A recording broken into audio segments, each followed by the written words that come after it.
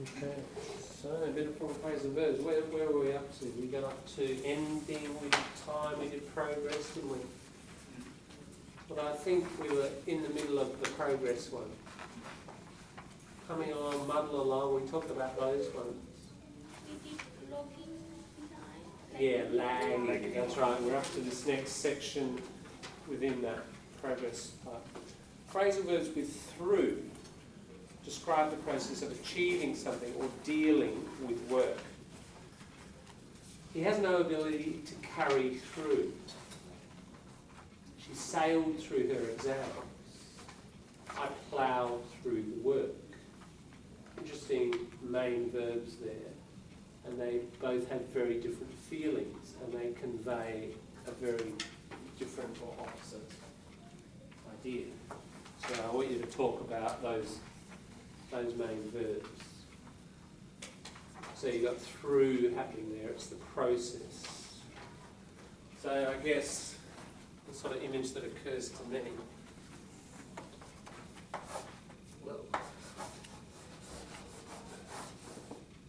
you know, if you think of a process, I think of a process a bit like that, it's a lot of working, isn't it, and processing, and through is sort of like that, isn't it?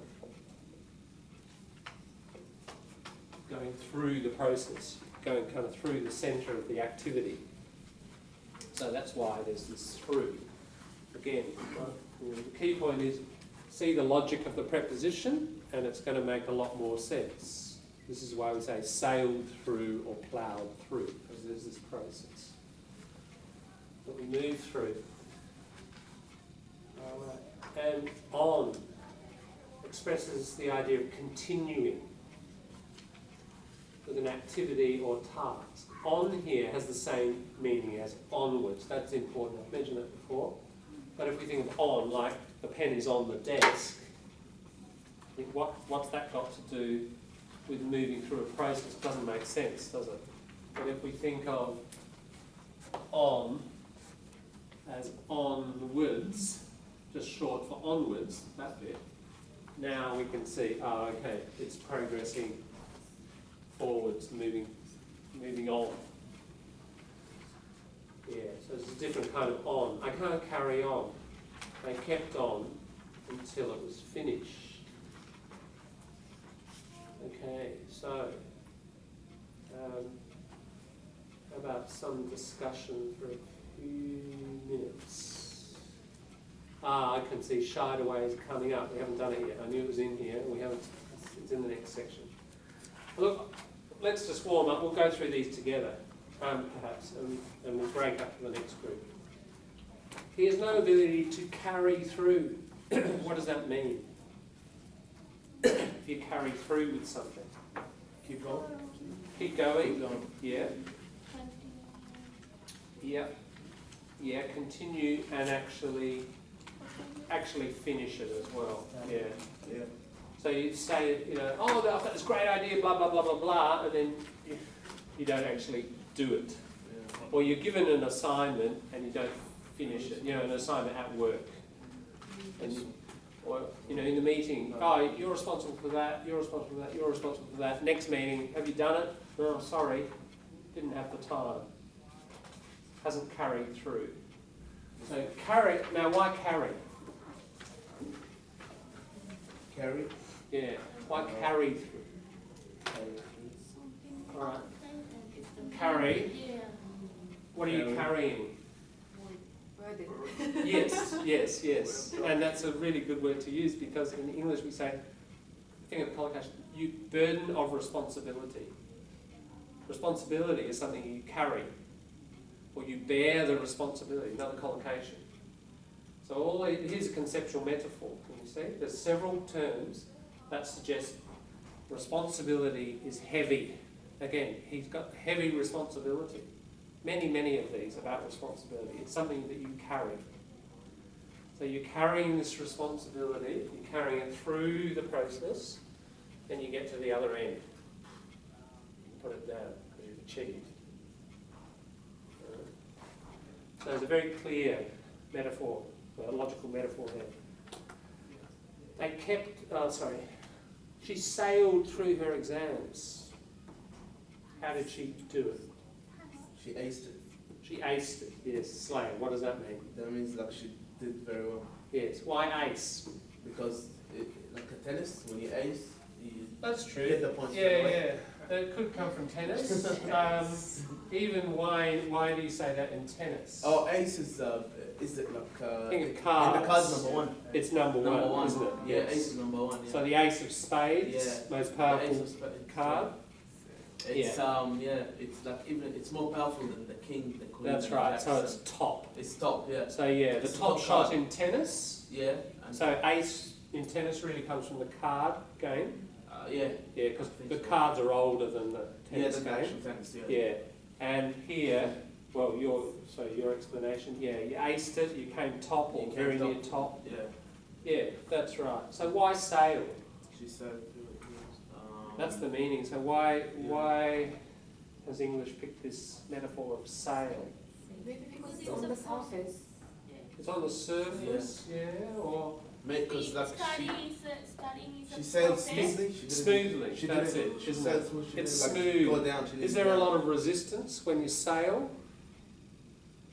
Usually not. I mean, depends. If you go around Cape Horn or something with huge Yeah. 10-metre waves, yes. Yeah. But most of our images, if you just think of a sailing boat, Yeah. You just it's go smooth. it's going smoothly, isn't Yeah. it? No friction. It's just gliding along, nice and easy. Yeah. So that conveys. Remember that word convey? Communicates. Conveys. Ease. It was easy. All right, the next one, I ploughed through the work. Is it easy? Or is it hard and there's some resistance? It's hard, isn't it? There's a lot of difficult work ploughing. It's like the old image of, because the word, of course, was invented before modern tractors. This is something to think about with,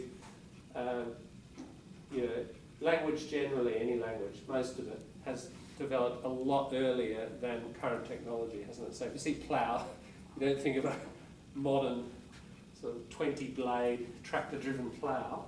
You have to think of the old horse or even human-pushed plough.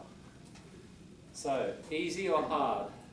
Hard. Hard. Is there friction or no friction like the sailing? Well, not no friction, but minimal, isn't it? Lots of friction. Yeah, it's just real resistance, but you keep ploughing on, you keep pushing on. Yeah, so it's hard, but the person got through it all. You plough through, so there's a lot of determination behind that, a lot of force. Yeah. Okay, the on, I can't carry, there's carry again for the same sort of reason. You've got a task, and it's like you're carrying the task. I can't carry onward. I can't carry on. They kept on, continue on, isn't it? Continue. Onwards. Yeah, so can you see how they make sense once you open up the metaphor? All right, we'll move on to number 7, and these I'll hand over for you to discuss. Getting involved in something, in an activity, away in, into out. We think of activities as if they have physical dimensions like areas or spaces. In phrasal verbs, in and into express the idea of getting involved, while away and out express the idea of avoiding or ending an involvement. We joined in the fun. You're always trying to muscle in. Interesting word here, and notice this pattern. It's not with every one, but it's a dominant pattern. Muscle is usually a noun, isn't it? And here it becomes a verb. I flung myself into my work. Now, flung, that's past tense. What's the main ordinary verb? To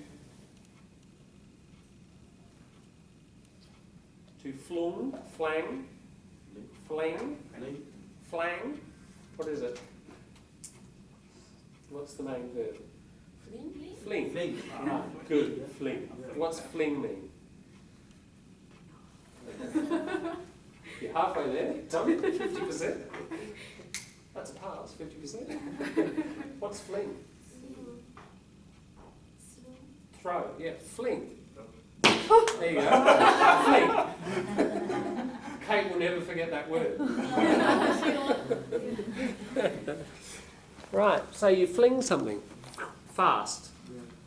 A fast throw. Or a careless kind of. It's got a careless sort of feel, casual. You sort of don't care. You throw something and you don't really care. Here's an interesting metaphor. Oh, I heard she had a fling with him. She had an affair. She threw herself into his arms, it's like fling, and didn't really care what happened. A fling. I got one. Yeah? I heard Believe had a fling. Ah, now don't tell on your friends. No, Ahmed. I'm joking. They shied away. There it is. There's the one that was in the George Lakoff. They shied away. And we've talked about that one already. So avoid shied away commitment. from the embarrassment. You can't walk away from the relationship. Now that's not physical, sort of metaphorical. What do you think that means? The British forces pulled out. Why pulled? He bowed out gracefully. Now bow. You've got to be clear with all these physical verbs, don't you? To bow. Bow down. Yes, a bow.